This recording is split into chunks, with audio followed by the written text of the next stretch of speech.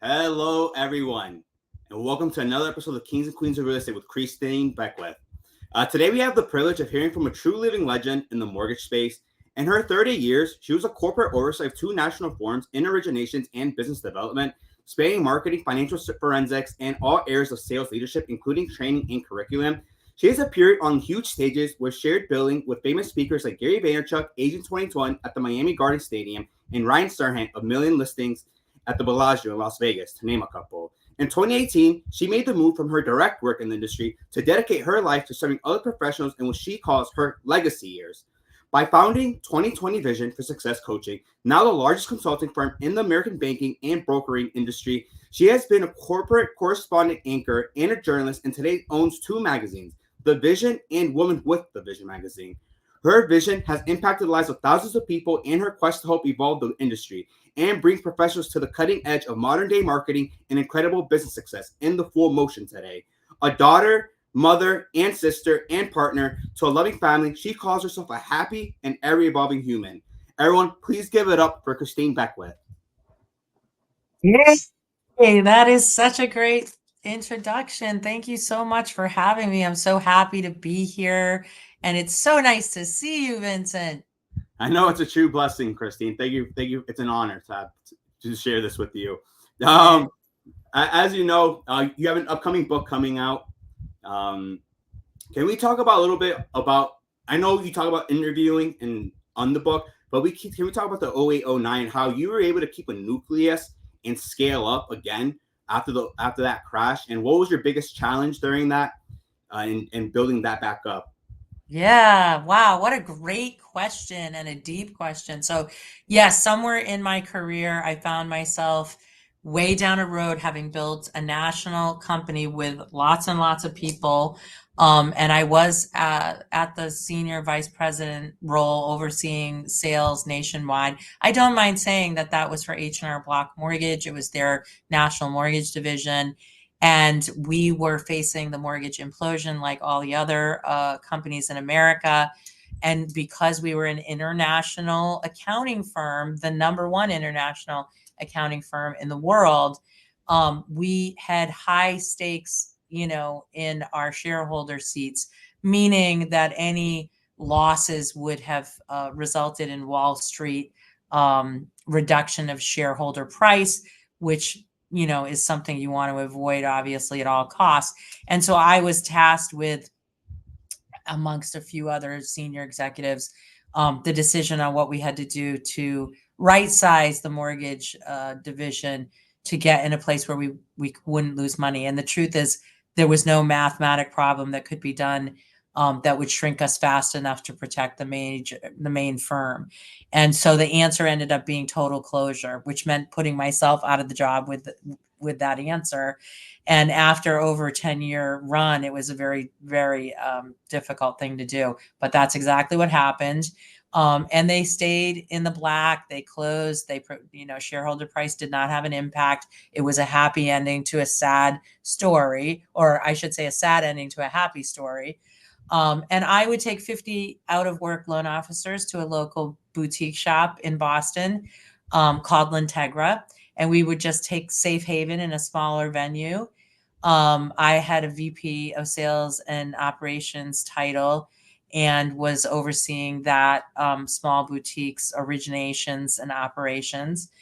And within 60 days, I got another call from a gentleman that was from Wall Street.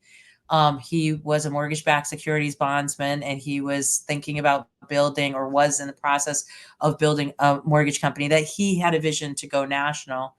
And he knew me through his president at the time, who had worked with me in a prior life. And they wanted to hire me. And I was not able to break my contract, which was a 2-year contract. And so they did something really fun and interesting and very flattering, by the way. And they bought the company I was at to acquire me. So yeah, that's pretty big moves right there. So when someone says, well, we want you and you can't break your contract, so we'll just buy the whole company. And they bought the company for human capital. Myself and the 50 loan officers would go in the acquisition. And they would place me in a VP of sales role, and I spent the next 12 years building their national company. So, It's a yeah. crazy run, Christine. That's a crazy run. What's one piece of advice you wish you had received earlier in your career, you think, that could have catapulted you more, changed the whole trajectory? Yeah. Yeah. I had to I always love that question. Like, if you could go back and if you knew something, what would you do differently? It's hard for me to answer that because I'm a firm believer that we are the culmination of our scars and our wounds and the things that, have come to test us, create us. My life is from a childhood, a complete story of overcoming. And I don't believe I'd be as tenacious as I am sitting here today if I didn't have the challenges. Nothing was handed to me.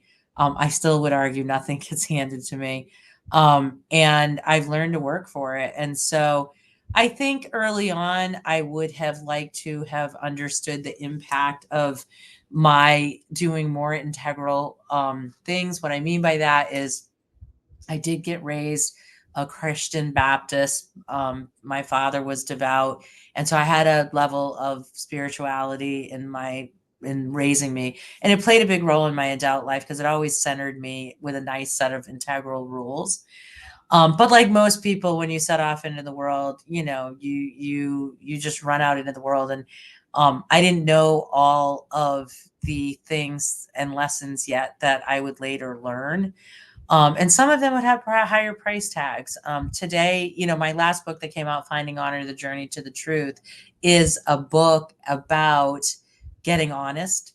It's about looking in the mirror and understanding who you are. It's about not being willing to divert from a line of integrity. And I feel like I've always walked a pretty strong line of integrity, but I tightened the bolts down in the last 10 years where I just really got tenacious and I created boundaries against toxic people and I promised not to gossip. January 1st, 2018, I said I'm never going to gossip again, which this is a really funny story, but it's very hard to do. And I couldn't talk to my mom for several months. Not easily, anyways. When I would talk to her, she always wanted to talk about my sisters, and I'd be like, I gave up gossiping. And she'd be like, why'd you do that? That's stupid. Like, that's no fun. And I'm like, I know, but I feel better as a person.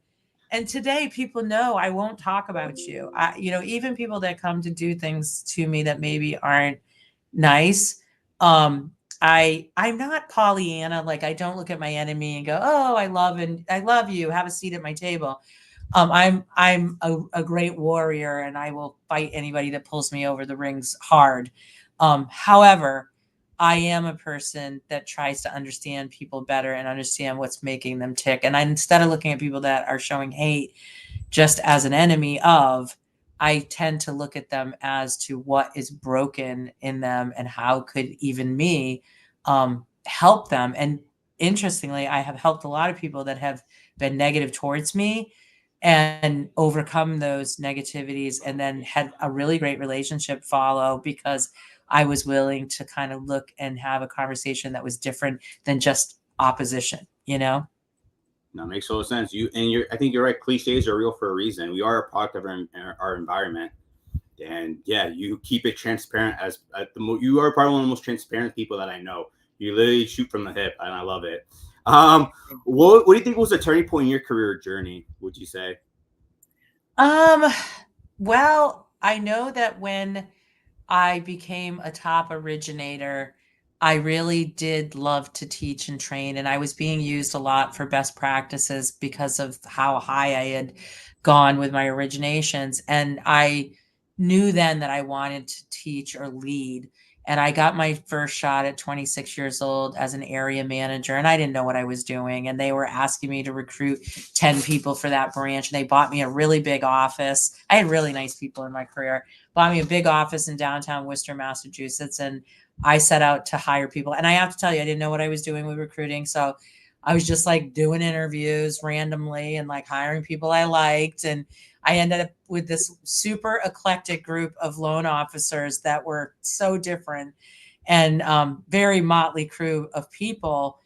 And yet we became this like really incredible originating team, and we just kept working together and honing our skills. And as we would enter into like a national branch competition, we started to raise through the ranks. And my lessons in those times were just kind of like, when people come to give you opportunity, rise to the occasion.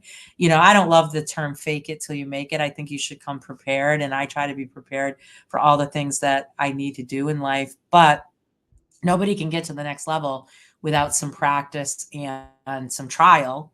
And so that little opportunity that was bestowed on me would open doors and doors and doors, and the doors would keep opening. And when I wrote my first book, Wise Eyes, See Your Way to Success, I talk at length about learning how to open doors and learning how to get to the next level. And I spent 20 years climbing to the top of the industry. And when I finally had a seat, at the top of H&R Block Mortgage nationally, and I realized like I was amongst, the one percenters that had those type of roles in banking, it really was an incredible thing to realize like you can go after things. You have to work towards them. It's hard work, but you really need to set your sights on goals that make you stretch. There was always limits that seemed beyond my reach or my means even. And I was always afraid of the next level when I got there. And I would lean into that fear. And I'm still chasing my dreams. I dream to be an author. I'm writing my sixth book right now. And so that's a formidable dream come true. I left the town that I'm now living in 38 years ago with nothing but 2 boxes and $500, with scholarships to my first classes of college. And I said, one day I'm going to come back. I grew up in a really wealthy area, but I lived on the outskirts of town, and my parents were teenagers. And so I didn't live in the wealth that I was surrounded by. And I just always dreamed as I rode the school bus, as I looked at these, multi-million-dollar homes on the lakes, like one day, I'm going to come back and buy one of those. Even as a young girl on the school bus, I would look at them and always think I would. And today I'm sitting here doing this, and I bought a retreat home for my business that now does book studies and retreats for professionals. And it's 6,000 square feet, and we're looking over the bay of the lake. And I grew up on the other side of that mountain, and it's never lost on me like how far I've come, and how I got here was all the little steps in between then and now. Nah, Christine, listen, there's three ways to get into a club. Either you get in line, you pay for your VIP, or the third way, which Christine is literally creative and result oriented. You can either, I don't know the security guard, know the DJ, get in through the back. Christine will figure out a way. When there's a will, there is a way, and that is literally Christine Beckwith for you guys, for those listening. And what's another lesson that you learned in your career so far that you can share with the people? Yeah. I mean, I learned to fight when it required, a fight. I have written a book called Win or Learn. I'm referring to my books, and I refer to my books because, most of them are very poignant moments of reflection on a long 30 plus year career now. And so there were battles that came to me that I didn't fight. There were battles that I chose to sit out. I learned to know when to fight. As I got older, I got more tenacious. And so I guess the other lesson I learned is find your voice. I have a lot in all of my books that talks about authenticity and realness. I have a relationship today with conflict that's very different. I spent 20 years avoiding it. If someone would argue with me, it made me feel horrible, and I would run from those arguments, and I would, fester behind the scenes, hurt by things that were said or done. And it really eroded my happiness, and made me look at the world sometimes as it was unfair. And when I got to a place where somebody showed up in my story, which I talk about in Finding Honor in the very beginning of the book, somebody came in and said, your relationship with conflict is broken. And I said, what do you mean? And they said, conflict is the fight. We're kind of always sitting as an audience to a fight, and we don't really want to get in the ring. But life will pull you over the ropes. That's what they said. They said, sometimes you're not planning on fighting tonight, and something's going to happen at home, or something's going to happen at work, or something unexpected is going to happen, and you find yourself in the ring. And this person said, what's killing all of us is that we climb out of the ring, because we don't want to fight, and we carry not the shame, but we carry the guilt of not resolving the fight. And it's kind of like when you have that moment where you're like, I wish I said this, or I wish I did this, and you can't get it back, or I'm not witty. I can be witty. I need time to be witty. I'm not witty like this. So like if I got into a verbal debate, I would think of my one liner like way after the fight was over. And so my lesson became, the idea from this person was from a psychological standpoint, and this person's very profound in coaching and consulting. They said, when you get pulled over the ropes, fight, fight. And what's going to happen is you're going to get courage and strength, and you're going to resolve your problems faster. And then when the fight is done, you're going to walk away, you're going to go back over the ropes, and you will either won or you will have resolved. And so my book, Win or Lose, the word lose is scratched out, and I wrote learn, win or learn. And I've decided in life that that's where I will find myself whenever I get pulled over the ropes. Now, having said this, I've been 10 years down the road of a better relationship with conflict. And I don't want to sound stupid right now, but I'm telling you, don't pull me over the ropes because I'm one of those people that if I get pulled over, I'm a good fighter now. And what I mean by that is like, I'm prepared. I'm prepared for the debate today. I'm prepared in an integral way. I'm not combative. I'm not conflicted in what I'm saying. I'm not a person that's looking for the fight. I'm just a person that if I stand in the ring and I believe my fight is worth the battle, I will go to battle and I will resolve and I will go for the win. Trust me, I will go for the win. And a lot of times I will win because I know that I'm there for the right reasons and I stay centered in that. But I am light today because of this. I don't carry a lot around. I have bad days where there's conflict and, sure, I get pulled over the rings, but I'm at peace with it. Like I feel really good about myself and I feel really whole. I don't have a lot of baggage, emotional baggage. I don't have a lot of things that I'm carrying around. And so that's the lesson, like if you have stuff right now that's bothering you at work, you got to go resolve it. You've got to get in the ring. You've got to fight for yourself. You've got to, bring forward your voice, because once you do that, you're going to have greater self-love. You're going to have greater courage. By the way, doing this makes you a stronger warrior for life. Today, there's not a lot that can come at me that's going to set me down, turn my business over, or make me lose my stride, because I'm a very conditioned leader, right? Because of these things. No, I get it. I totally get it, Christine. And you starting out Vision 2020, what was the identity of your ideal client when you first started? And has that changed in today's world? And where do you want to take in the next 5 to 10 years? I love that question. So when I started out, I definitely focused on loan officers, and today we still have one of the largest coaching firms in America for the mortgage and real estate industry, with loan originators being the highest volume of people that we have here. We grew to build business leadership and even ownership tracks. And then we started doing executive level coaching. And today we do corporate oversight. And the future is really interesting. I just took this last 2 years during a little bit of the downturn of the market. I helped build a company called MLO Force with Nathan Nottingham, which is a continuing education company. And we are live, and we will be a choice for loan originators to do their continuing ed this year. I think that's right in line with 2020 Vision's educational logo and brand that it's built within the industry. And then I am in the process right now of going public with a consulting firm. I'm actually taking my Vision U Pro consulting division, which is fairly new and is made up of 10 extensive consultants, and I'm marrying it with another consulting firm. And the name of the company is Lighthouse Advisors, powered by 2020 Vision.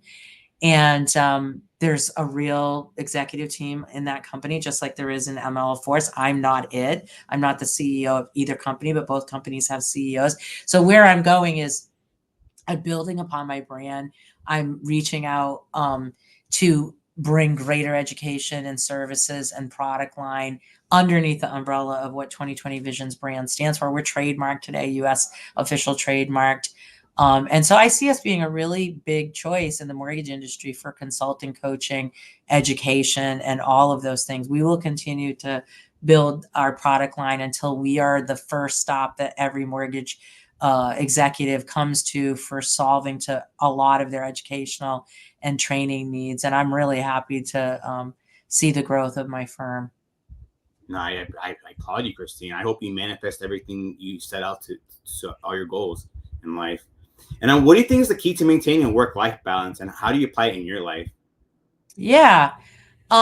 It's been a difficult journey for me because I'm a little bit manic and I love to work. And so, my work-life balance is probably different than the next person. I never sit still. But I will tell you, I do a lot of living at this age. Again, I'm going to be 55 in November.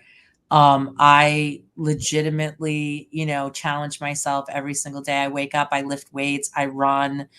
I eat a super healthy diet. I read, I write, I pray. I give of myself to others. I teach. And I think all of those things are the components to filling a cup that gives you energy and vitality. And I have a vision of my life. I've always been planning my life out. I hope there's a lot of road ahead of me still. I lost my sister a year and a half ago. My sister that's 2 years older than me. Congrats. Um, yeah, thank you. And she had a sad story because she attempted suicide but survived the incident, but died of her injuries over an elongated period of time. And so there was this huge window between the event and her death.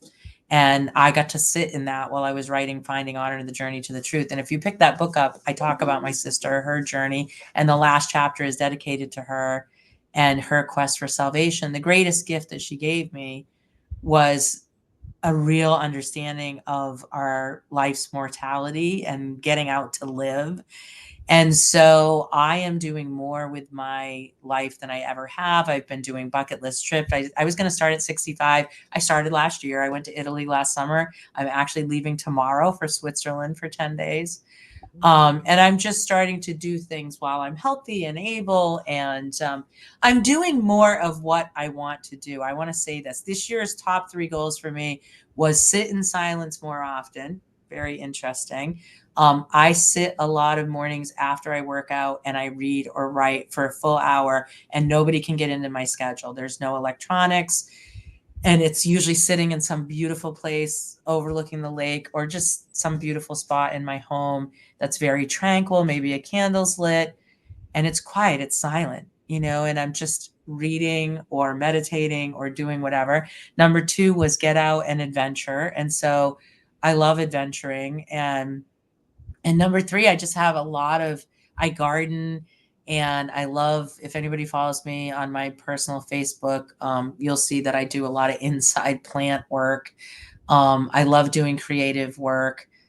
So, you know, the brighten and broaden mindset space that we can live in is a place where your creativity flows. So if you understand like what art does compared to science, the science of art is allowing ourselves to be in a space to create. When our minds are creating things, we are in a positive mindset. And when we're in a positive mindset, we find happiness and success. And so a lot of people are chasing money and work to get to happiness and success. And I would argue I take care of the first thing, which is happiness and success, myself, my body, my mind. And then everything beyond that is the business stuff. And I'm able to do it with such tenacity and so much more vigor and so much more fulfillment because I put happiness first, if that makes sense. No, it makes total sense, Christine. You don't know how fast time goes until you get there. And I love it that you're enjoying the present moment for what it is, because everything in life is temporary. So I'm glad. I hope you enjoy Switzerland to the fullest. Thank you. And of course.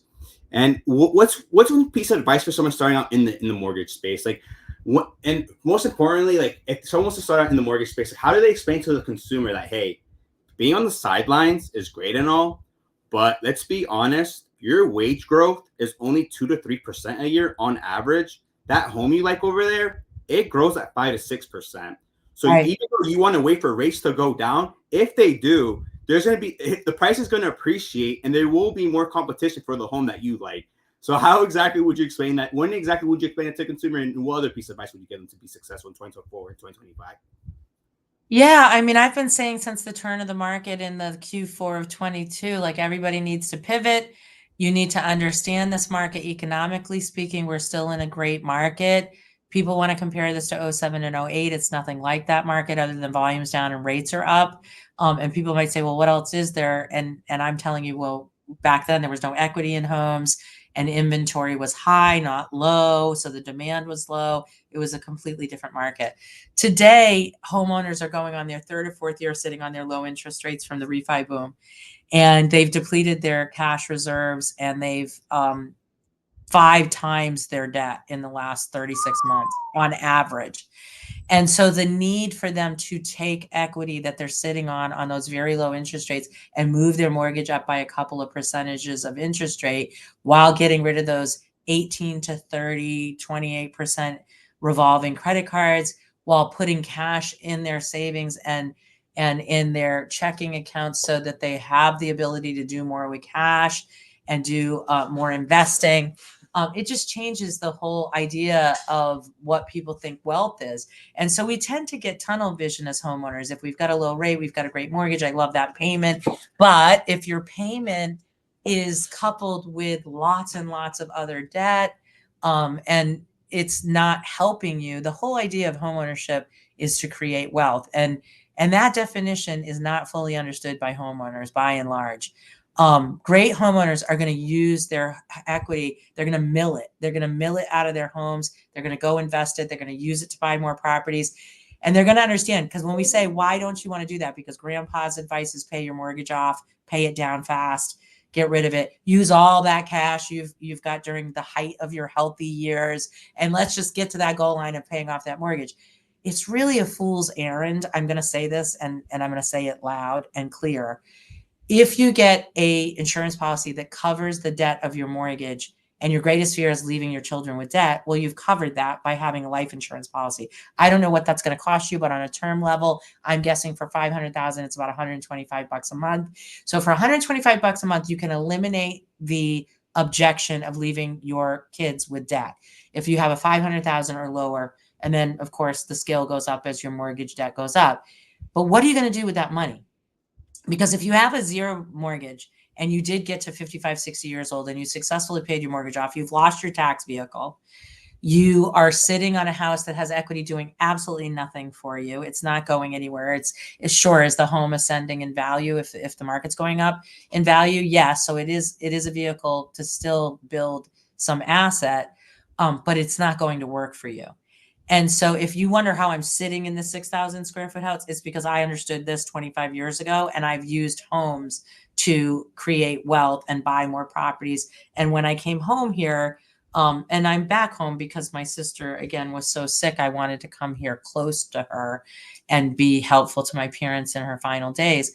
And it pushed me to come back home. And when I came, I bought $3 million in investment properties as well as my primary residents, so I would have passive income. It's a tourist area. And so I'm not just a person saying you should do this. I'm a person doing it, and benefiting from doing it, by the way, as well. And so, financial literacy is very different than the loan officer that's been in the business the last 10 years. If all you did was service lower interest rates, you really don't understand how to sell this market or what's good for home owners and consumers. By the way, your marketing reflects that. I am not convinced by loan officers' marketing that they understand this. The ones who get it, they pull me through the lens every time. I hear it in their ads. It convinces me. It makes me want to call them for a mortgage. And there's a big difference between those two loan originators. So if you're listening and you're a loan officer right now and you don't think you're convincing with your marketing, or you don't fully understand how to sell this market, you owe it to yourself to get to somebody that can teach you the economics, the history, the current accolades of this market, get you to a convincing practice level, and then tie your marketing back to it, because the people that are doing that are not suffering, and they're closing 5, 6, 7, 8 units a month right now. And this market is not a story of sadness, but one of market share pickup, because so many people are bad at it. And I would tell you it's ripe for the picking still for loan originators. No, yeah, definitely. There's definitely opportunity. It's the land of opportunity. You just got to find it, 1,000%. And what's your take on the future of the industry? What's happening in August? Do you think lenders might get a little creative to help with the buyers pay their buyer agent, or do you think that's just going to be slowly lying on the buyer agent, figuring out their compensation with the listing agent? Yeah, we've done a few educational classes on this front.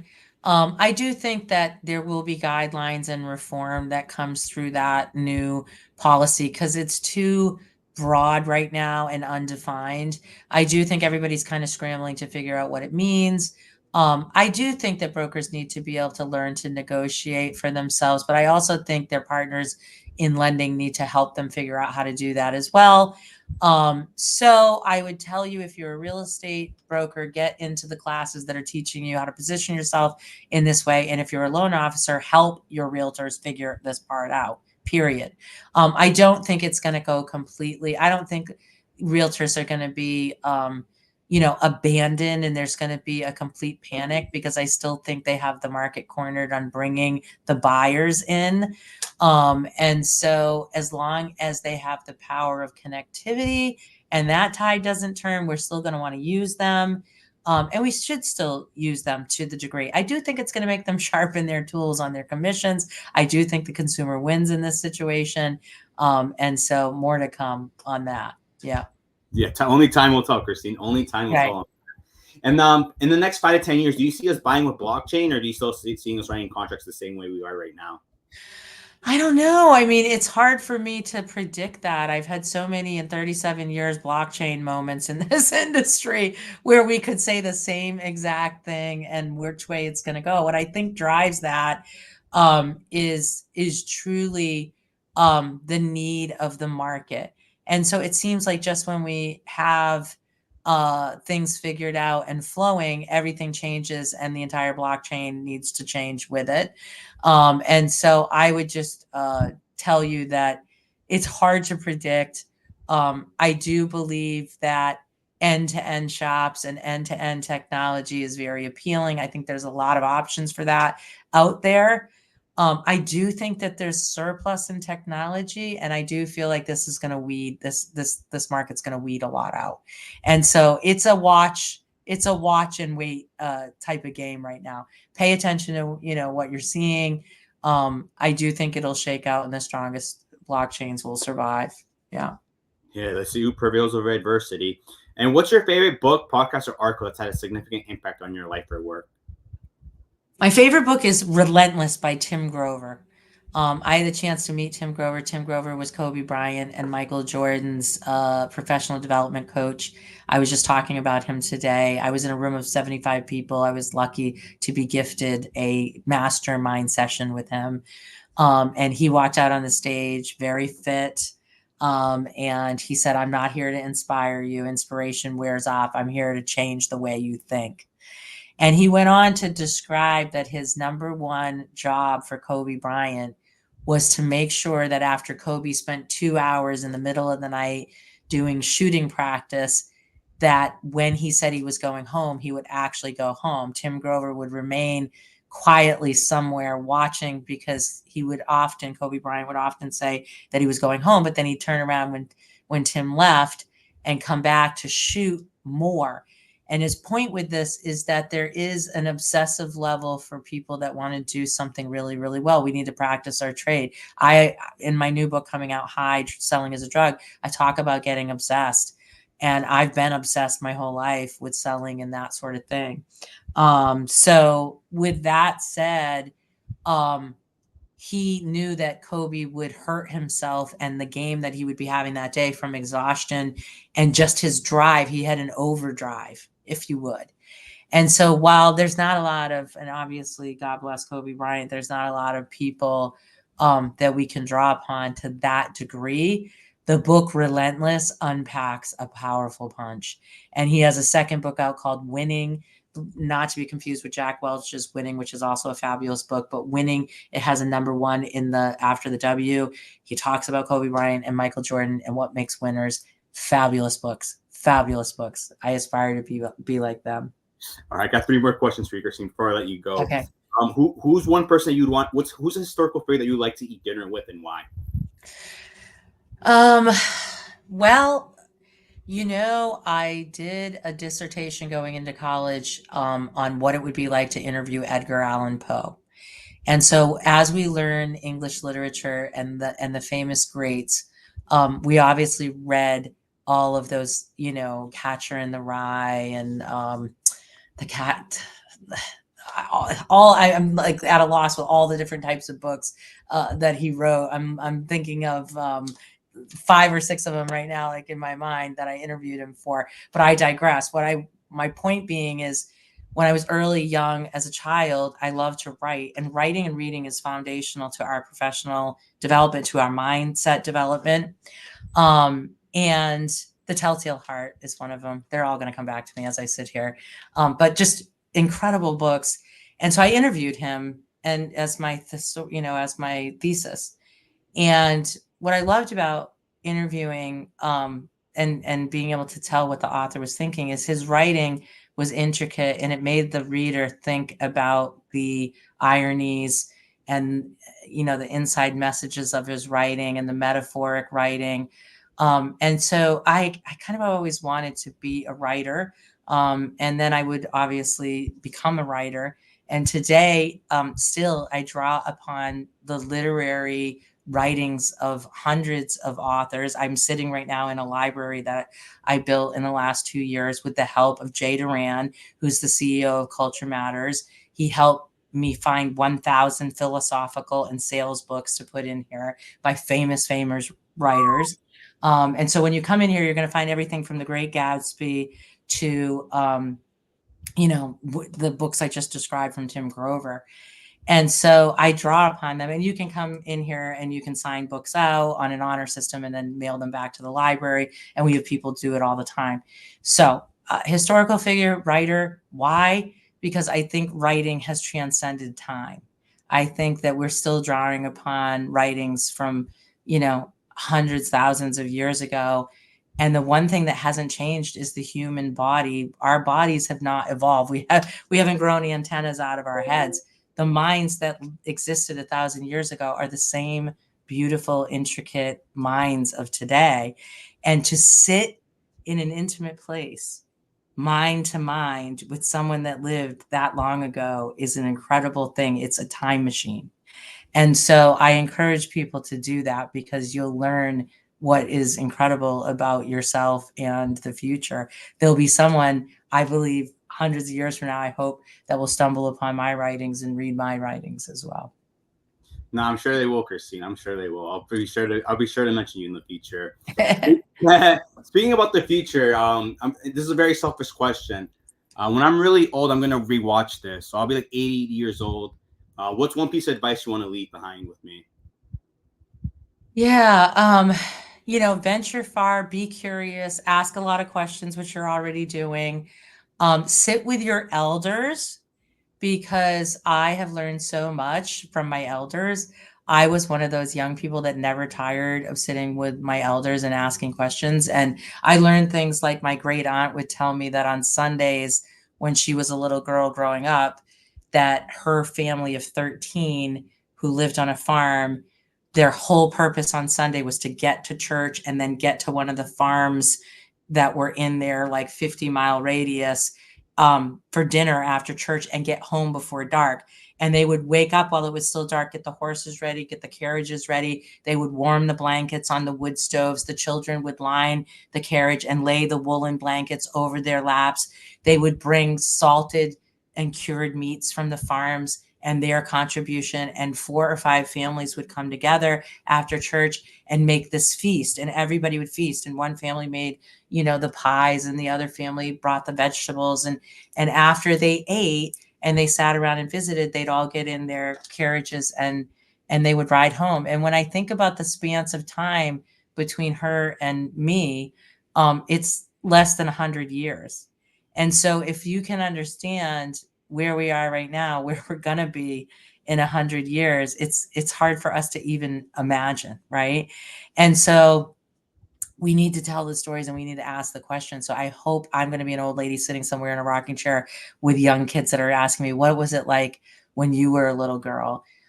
Because a lot has changed already in 55 years for me as well. We have so much to learn and appreciate from the people that went before us. Amen to that, Christine. Amen to that. And from your own words, can you just tell the people like what inspires you, what influences you, and what legacy do you really want to leave behind with your work?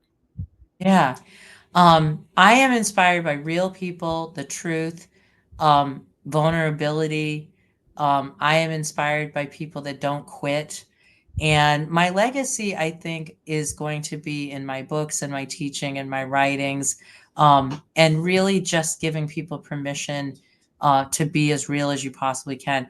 I have been told, and I write about this again in Finding Honor, that I'm a healer. And so that was really interesting when somebody labeled me as that. And I have always taken every single person that asks me to do something, I say yes to. I don't want to make anyone feel like they're not special, but there is nobody that has said, can I come show you the technology that I developed when I've had 100 tech demos this year? And I can't buy 100 pieces of technology. But you know what? If I sit and I listen and this person's passionate about what they do, I'll remember what they do and I'll connect the dots for them with future people that need their product. And I remember, and I do that a lot. Every single day I'm making introductions to people that I know that do things for other people that need things. And that makes me have a level of power. They call it influence, right, in the modern day. And so I'm not seeking that, but I'm seeking the solutions. And so I really have always been interested in people. If people stop me in the hallway of a convention and they're like, oh my God, I read your book and I don't know who they are and I'm in a hurry to go where I am, I always stop and I square myself off and I look directly in that person's eyes and I listen to them intently on what they're saying to me, because I realize this person sat with one of my books for 6 hours. They're taking the time to tell me what it meant to them. And I'll even ask some probing questions. What was your biggest takeaway? How did it make you feel when you set the book down? And there's an exchange there of love, really. One person telling you that they consume something of yours, you telling them that you appreciate that. There's a small bond that's created in that. I ask them, well, how can I help you in your future? And they'll say, no, I just wanted to say hi. I don't need anything. And I'll say, well, you could help me, because if you would take the book that you just read and give it to somebody that you think could use the lesson, that's a great way that you could pay forward my work. And that's what happens. My books are shared all over the place. I've had books held up at the Eiffel Tower in France that made its way onto a bus that was left with a note that said, for whomever this is needed. And you realize like how one little pebble can make a ripple in the world. And so my legacy is that, like, leave your pebble, be intentional, be patient with people, like sit with them, listen to them, receive their love, accept their love. No, thank you for your time, Christina. It was a true honor. Do you have any last piece, anything you want to share with the people listening to you, besides picking up your book that's getting released in the near future?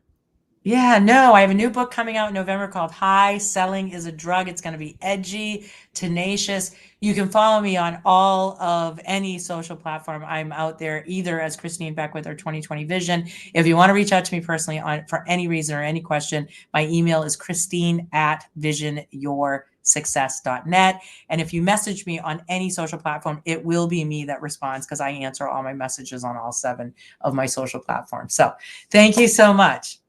Of course, Christine. Thank you, thank you, thank you. Everyone, you just heard from somebody who has one of the biggest giver gains mentality. Christine Beckwith literally wants to change your trajectory in life. Go pick up one of her books, go reach out to her, and she is literally making the world a better place. Christine, thank you for your time. Thank you, Vincent. Until next time.